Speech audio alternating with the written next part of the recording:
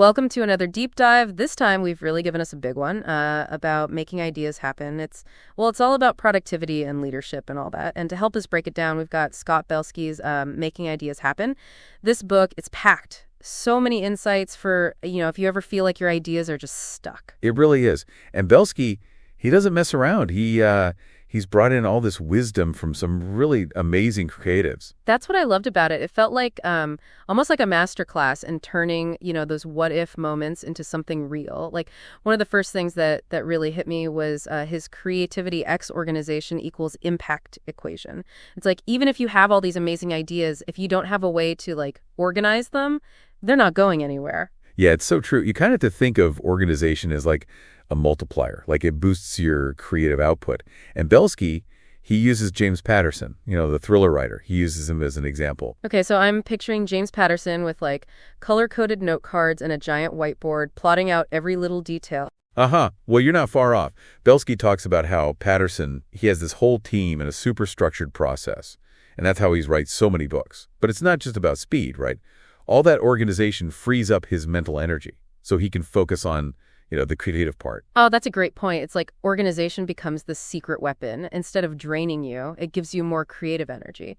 But what about people like me? I'm not exactly naturally organized. Does he have any hope for us creative chaos types? Totally. He has this framework. It's called the action method. And I think it's like a game changer. Doesn't matter how organized you are. It makes you look at any project and then you sort everything into 3 buckets. Action steps, back burner items, and references. Okay, so this is where we separate the doing from the dreaming, right? Action steps, those are the things that actually move the project forward. What about back burner items? Is that where we put all the cool ideas that, aren't ready yet? You got it. They're not forgotten, but they're not, clogging up your to-do list either. Belsky, he actually suggests doing regular back burner reviews. You go back, look at those ideas, and see if any are actionable. Like tending a garden. Some things are ready to harvest now, and some they need more time. I love that. And I have a feeling the references bucket, that's where I need the most help. I tend to get lost in research. Belsky warns against that, actually. References, they're important, but they need to support action, not get in the way. He talks about how to use technology to keep references organized so they're easy to find, but they don't take over your whole system. So it's like having a big library, but not letting it turn into a hoarder situation. Perfect analogy. And it actually connects to another idea, the energy line. Okay, so imagine you're mapping out all your projects. On one end, you have extreme. That's for projects that need all your energy right now. And on the other end is idle for the ones that can, simmer for a bit. Oh, this is interesting. So we're not just prioritizing by deadlines or what's the loudest. We're looking at the energy each project deserves. That's it. And Belsky, he uses Walker Digital as an example. They're famous for all their patents. They have this whole culture where long-term innovation is the priority. Even with all the everyday stuff, they actually schedule time for big picture thinking, even if it means, pushing off some urgent things. That's brilliant. It forces you to be really honest about what matters. I'm realizing I often get caught up in the urgent stuff and then I neglect the things that could, really make a difference. I need to start using that energy line. It really changes things. And even with all the right systems, sometimes our own minds get in the way. And that's where Seth Godin's lizard brain comes in. It's that primal part of us, the one that gets anxious and doubtful, especially when we're about to share our work. Ugh, I know exactly what you mean. I've definitely felt that, right before I hit publish or launch something new. Do you think that feeling ever goes away? Maybe not completely, but Godin and Belsky, they say we can tame the lizard brain by, embracing the idea of always shipping. The more we put our work out there, even if it's not perfect, the less power those fears have over us. That's so true. I used to be so scared of not being good enough, but over time I've learned that done is better than perfect, especially with creative work. Exactly. Belsky, he actually shares a story about how Godin, he had this website that totally flopped, but he learned so much from it. It fueled his later successes. The more you ship, the more you learn, and the less your lizard brain freaks out. It's like a positive feedback loop. Okay, that makes me feel a lot better. Knowing that even someone like Seth Godin has had big flops is strangely comforting. But how do you keep that momentum going, especially when you're relying on other people? Sometimes it feels like I'm sending ideas into a void. And that's where persistence comes in. Belsky talks about how important follow-up is. He even has this story that a salesman at Procter & Gamble, And it says his whole success comes from like relentlessly following up with people. He even suggests specific things like always ending conversations with a clear next step. That's a good point. It's easy to assume people aren't interested if you don't hear back right away, but maybe it's just, you need to stay on their radar. Yeah. And it's not about being annoying, right? It's about adding value every time you follow up, like sharing a helpful article or offering to introduce them to someone or just reminding them how you can help. That's much better than just checking in emails all the time. It's more about building a relationship and showing that you're like invested in their success. I like that. Exactly. And speaking of relationships, Belsky has this whole section about the power of community. He says, we're not meant to do this alone. We have to share our ideas, get feedback, and collaborate. I totally agree. My best work has always come from, working with others. You bounce ideas around, challenge each other, and you end up with something much better. Yeah. Belsky even tells this really inspiring story about a researcher, Risa. She tried for years to get her work published, but it wasn't until she found a community, with the right support and structure that her ideas finally, took off. That's amazing. It really shows how important it is to find your people, the ones who get your work, who encourage you, and can even, hold you accountable. Absolutely. And it's not just about finding existing communities. Belsky says we should create our own. It could be a small mastermind group, an online forum, or even just a regular coffee date with another creative person. That's a good point. We can be proactive about getting the support we need. But what about people who are more introverted or who, work alone? How can they tap into that community energy without feeling, overwhelmed? Well, Belsky suggests starting small. He talks about the benefits of being transparent, like sharing your work and ideas with others, even when it's still in progress. He even uses Zappos' CEO, Tony Shia, as an example. She's really active on Twitter. He shares his thoughts and projects and even his struggles. That's interesting. It's like he's inviting people into his creative process, and it creates this feeling of shared, ownership and accountability. Exactly. And it's not just about sharing with the whole world. Belsky also talks about having a few trusted advisors. People who can give you honest, constructive feedback. So it's about finding that balance between public sharing and more private feedback loops. Exactly. And being strategic about who you share with and what kind of feedback you're looking for. Makes sense. Okay, so we've talked about organization, energy management, taming that inner critic, and the power of community. I'm starting to see a pattern. Making ideas happen isn't just about the ideas themselves. It's about creating the right environment for them to thrive. You said it. And sometimes that environment includes other people, which brings us to the leadership side of things. Okay, now this is where I get a little nervous. I love the idea of leading my own creative projects, but the word leadership, it still feels a bit intimidating. I get it. But Belsky's approach to leadership is really down to earth. He says, even if you're not a manager, you're still a leader in some way. You have to lead yourself, lead your projects, lead your vision. Okay, that makes me feel a little better. So what does he see as the key parts of, good creative leadership? He talks a lot about shared ownership, psychological safety, and even embracing conflict to help things grow. Now, those sound like some pretty advanced leadership skills. I'm definitely eager to learn more about how he breaks those down. Well, let's dig into those in the next part. It's a topic that deserves its own, deep dive. So picking up where we left off, let's get into those leadership qualities Belsky talks about. Yeah, let's do it. Shared ownership, psychological safety, embracing conflict. I'm ready to level up my leadership skills, even if it's just, leading myself for now. That's the attitude. And I think Belsky would agree. These principles, they apply whether you're leading a team of 10 or just, a team of 1. Totally. All right, let's start with shared ownership. What does that actually look like, when we're talking about creative work? Belsky, he gives this example of Peter Rochas. He's a serial entrepreneur. He co-founded a bunch of successful websites. And Rochas, he's a big believer in hire talented people and then give them the freedom to, run with their ideas. That makes sense. If you've got a team of rock stars, you don't want to be micromanaging them. But how do you make sure everyone's still working towards the same vision? Rochas is big on communication. He makes sure everyone understands the big goals, and then he lets the team figure out the best way to get there. That's pretty empowering. I can see how that would make people feel more ownership and more motivated. Exactly. And that ties into psychological safety, which Belsky also talks about. He thinks creative teams, they do best when people feel comfortable sharing their ideas, even if they're not fully formed or if they go against the grain. Oh, for sure. I've been in those brainstorming sessions where it feels like you have to agree with the boss or only share safe ideas. It just kills the creativity. Yeah. Belsky even suggests that in meetings, leaders should speak last. so everyone else can share their thoughts first. That's such a small change, but it could make a big difference. It stops the leader's ideas from taking over, and it lets more different perspectives come out. Exactly. Okay, now for the big one, conflict. I know a lot of people, especially creative types, they try to avoid conflict, but Belsky, he actually sees it as a normal part of the creative process. I'm starting to see that too. When conflict is handled well, it can actually lead to better ideas. But how do you embrace conflict without letting it, get out of hand? Well, Belsky's advice is, use conflict to test your idea. If it can't stand up to a little debate, maybe it's not that strong to begin with. That's an interesting way to look at it. It's like conflict becomes a way to make your idea stronger. Exactly. He also talks about really listening. When conflict comes up, it's super important to actually hear and understand the other person's point of view, even if you don't agree with it. Makes total sense. It's about finding that common ground and working together, not just trying to win the argument. You got it. And all of this connects to emotional intelligence. Belsky sees that as super important for good leadership. He even shares this quote from G. Lee, the creative director at Google Creative Lab.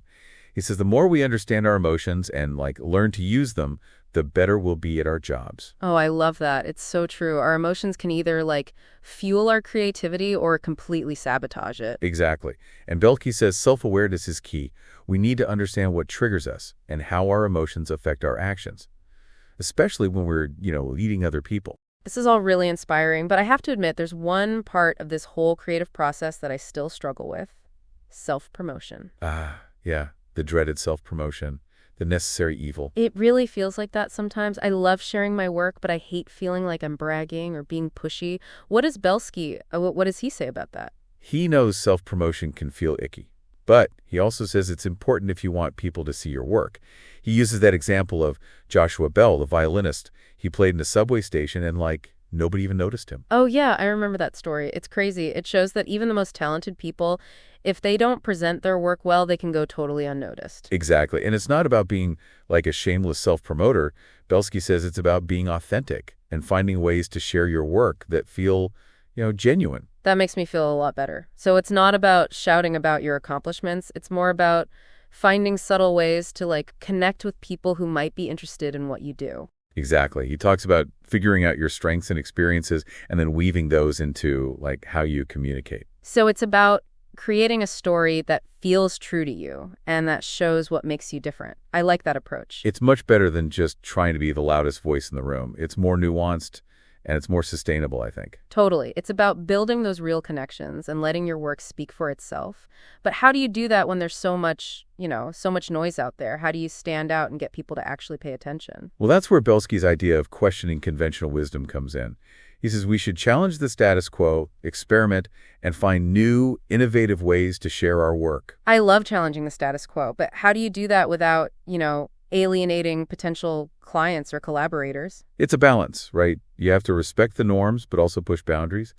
Belsky points out that some of the biggest innovations, like the microwave oven and the Post-it note, they were accidents.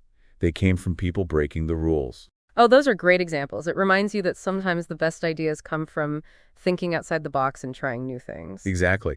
And he encourages us to be like contrarians, to question the best practices in our industries and look for ways to make them better. Love it. It's all about being a lifelong learner, always trying to learn new things and grow. You got it.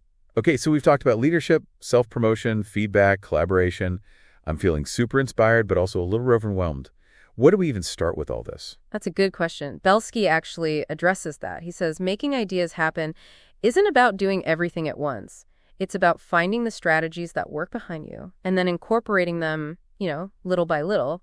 That's a relief. So it's about taking small steps, trying things out, and figuring out what fits your style and your goals. Exactly. And he says, be patient. This is a journey, not a race. You'll have setbacks and challenges, but the important thing is to keep learning, keep growing, and keep moving forward. I love that. It's about embracing the journey with all its, messy, beautiful imperfections. Absolutely. Okay, let's talk about a really crucial part of that journey, decision-making. As creative leaders, we have to make choices all the time, big and small. So how do we make sure those decisions are smart and aligned with our vision? That's a great question. I definitely struggle with decision paralysis sometimes, especially when there are a million options.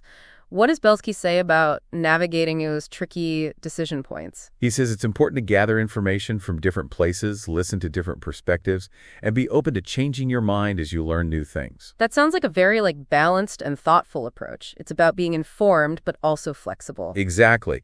And Belsky suggests a few things that can help us make better decisions, like doing good research, asking experts for their opinions, and even running experiments to test your assumptions. Those are great ideas. It's like taking a data-driven approach, but also remembering that intuition and creativity matter too. Yeah, it's a mix. And sometimes the best decisions are made quickly, even if you don't have all the information. Belsky says that in the creative world, things move fast. So you have to be willing to make bold moves and trust your gut. I see that. It's about finding that balance between thinking things through and taking action, between gathering information and trusting your intuition. Right on. Now let's switch gears and talk about something that could be a real challenge for creative leaders: managing your energy and attention. Ooh, yes. Time management and energy management, those are always a struggle for me. What are some strategies for making the most of our time and energy? Belsky talks about prioritizing tasks, setting boundaries, and creating systems that, support your workflow. He suggests using tools like to-do lists, calendars, and project management software to keep track of everything. Those are all good practical tips. It's about creating that structure and balance to protect both your work and your well-being. Exactly. Now let's touch on something that's super important for making ideas happen: relationships. Definitely. Relationships matter so much in every part of our lives, including our creative work. What does Belsky say about the role of relationships in this whole process? He says relationships are essential, period. For creativity, for innovation, it doesn't matter if it's with colleagues, mentors, clients, or even your audience. He says we should be intentional about building those relationships and nurturing them. Because strong relationships, they give you support, inspiration, feedback, and even opportunities. That's so true. I've gotten so much out of the relationships I've built with other creatives, with mentors and clients.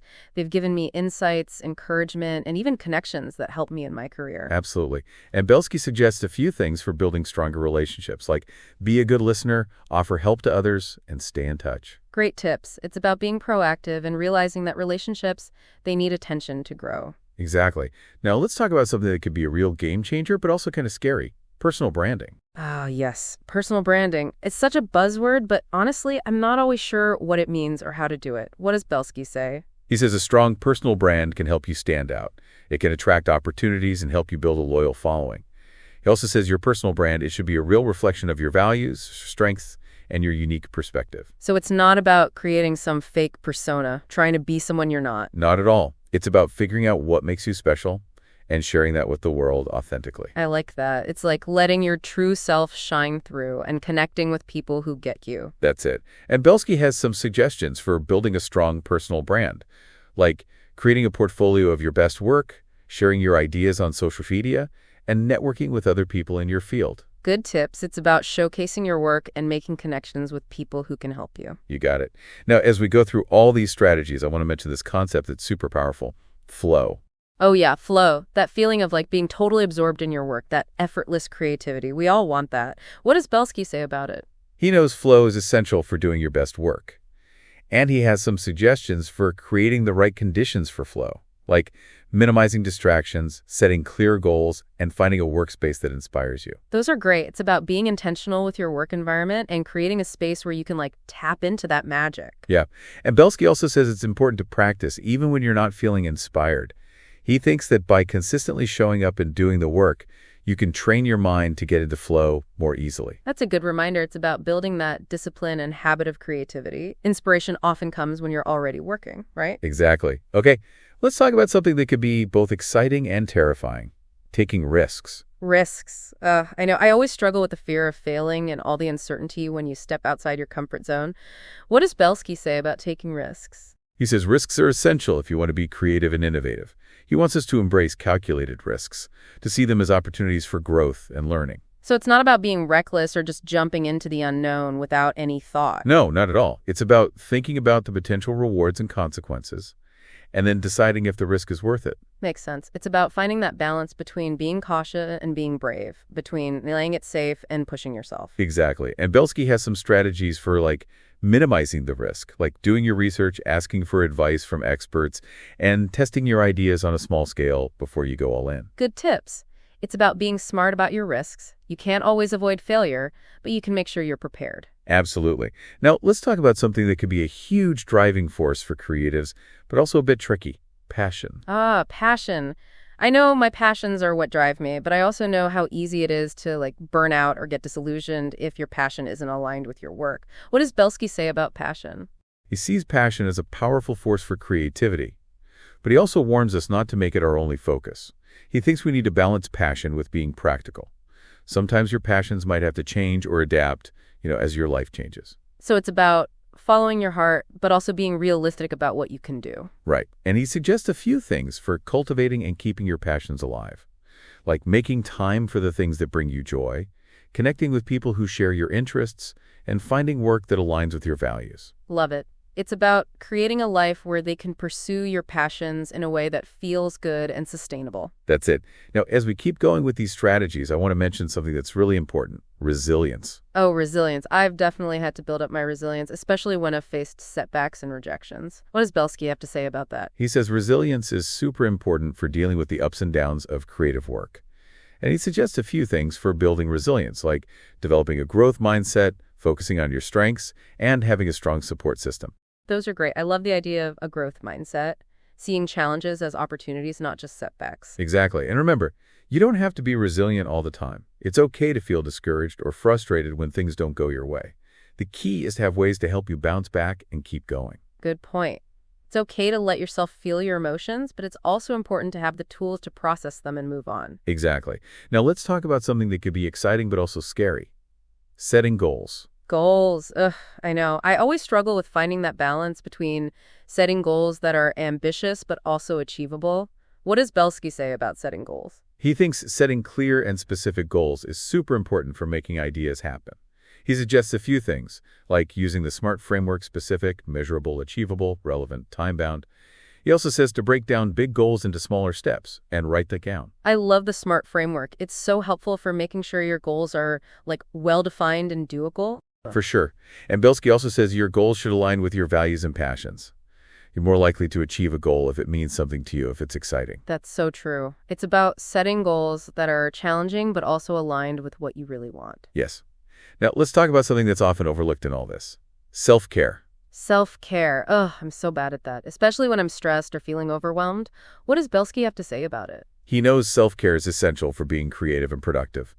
He suggests making time for things you enjoy, getting enough sleep, and eating healthy foods. Those are all good reminders. You can't create from an empty cup, right? You have to take care of yourself both mentally and physically if you want to do your best work. Totally. Now, let's touch on another key element: building a support system. Yes. Having a support system is so important. I've gotten so much help from my friends, family, and colleagues.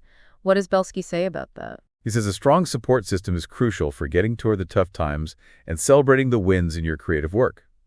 He suggests building relationships with people who believe in you, who encourage you, and who are there to celebrate with you or offer support when things are hard. I couldn't agree more. I wouldn't be where I am today without the amazing people in my life, my friends, family, and mentors. They've helped me so much. That's great to hear. And Belsky has some suggestions for building a strong support system, like joining groups with people who share your interests, going to industry events, and reaching out to people you admire for advice. Great tips. It's all about being proactive and remembering you don't have to do everything alone. Exactly.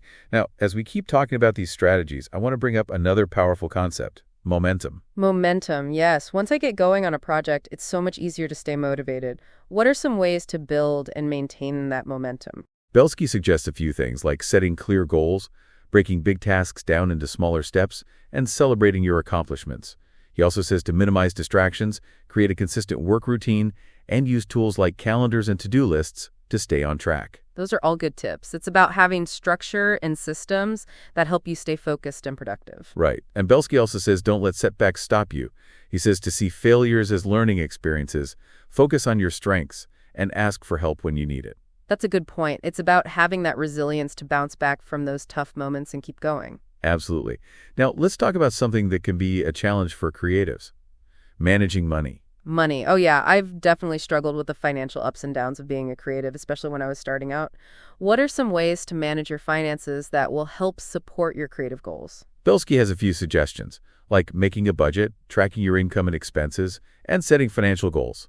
He also says to try and have multiple income streams, build an emergency fund, and talk to financial experts you trust. Those are all smart moves. It's about being responsible with your money so you can have more stability and freedom to pursue your creative dreams. For sure.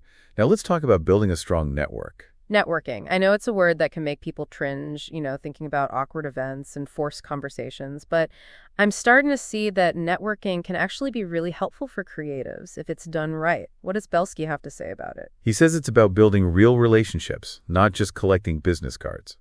He sees your network as like part of your creative community, a place where you can get support, inspiration, and even opportunities. Okay, that makes it feel less scary. So how do you go about building a network that feels authentic, not just like a business transaction? He says focus on connecting with people who share your interests, your values.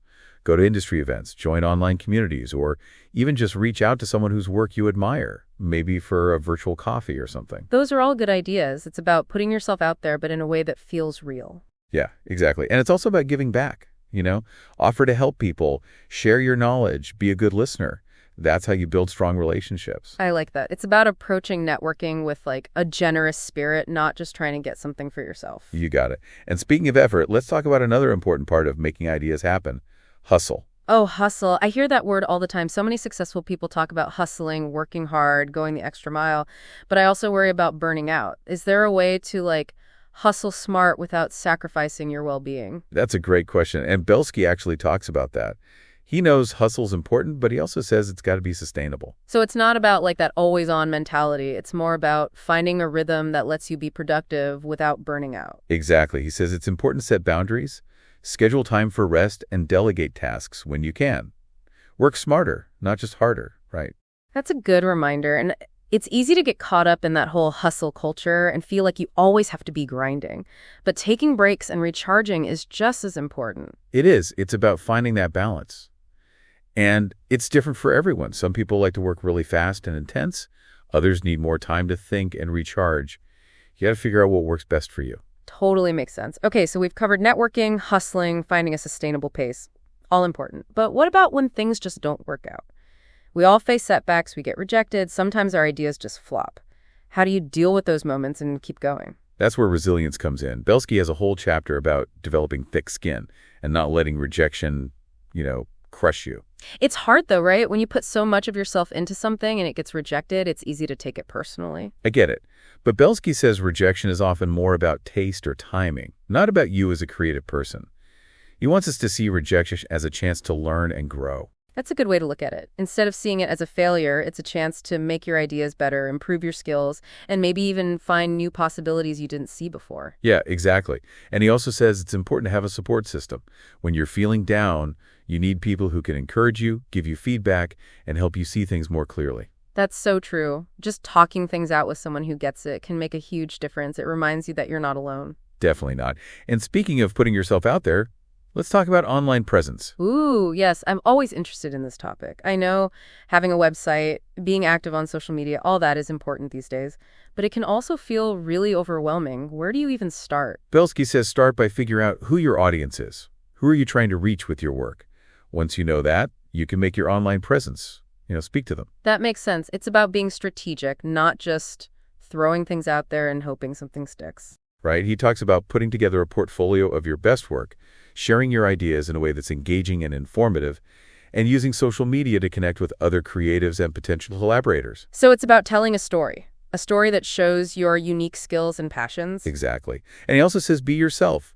People can tell when you're being fake, so just be authentic and let your personality come through. I love that. Let your true self shine through and connect with people on a real level. Exactly.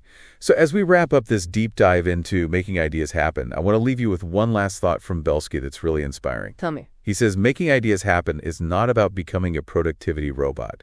It's about finding the strategies and systems that work best for you, honoring your own creative rhythm, and embracing the journey with all its messy, brilliant imperfections. That's beautiful. I think that sums up everything we've talked about perfectly. I think so too. It reminds us that there's no one right way to be creative. What works for one person might not work for another. The important thing is to experiment, find what feels right, and create a process that works for you and your goals. So true. And one last thought for our listener. What's the smallest step you can take today to move one of your ideas forward? Don't overthink it. Just pick something and do it. That's a great challenge. Remember, making ideas happen is all about taking action, even if it's just one small step at a time. Thanks for joining us for this deep dive.